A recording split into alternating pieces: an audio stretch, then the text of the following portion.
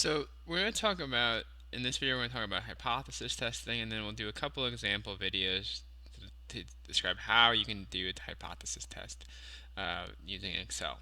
So what a hypothesis test is the use of statistics to verify if a hypothesis, which is just a statement that we believe is true or is not.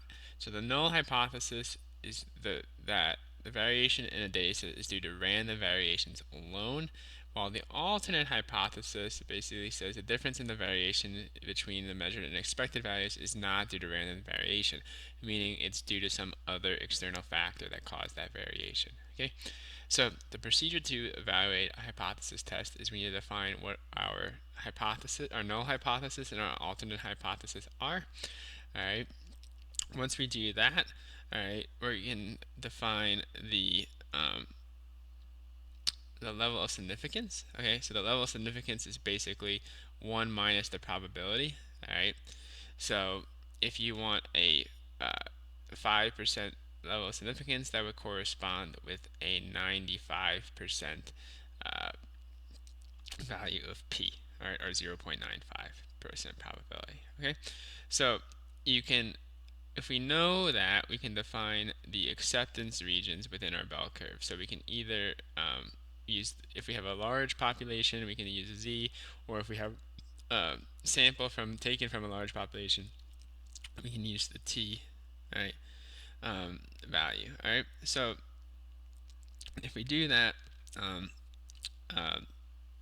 we can look up on our Z table an appropriate Z-score, all right, where we can basically define either a single-tailed region, which is shown on like the left-hand side and the right-hand side, top left and top right-hand side, where our null hypothesis region I'll highlight in blue,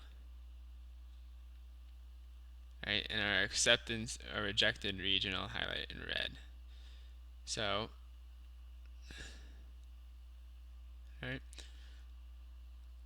right, and then for a two-tailed case, the middle would be the acceptance region, and then the outside of it would be the rejection region. Okay, so all right, and then the same thing you could do for the t-values, that you would just set the curves would just be slightly different, and then we'd use the t tables. Okay, and then we can calculate our test statistic, or z0 or t0, and then we can then compare the observed test statistic value with the critical regions. Okay, so if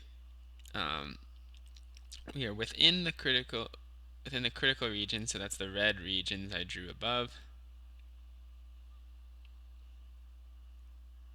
here, all right, we're going to reject our hypothesis, right? All right, if not, our null hypothesis is true. The variation in our data set is just due to random error. Okay? So,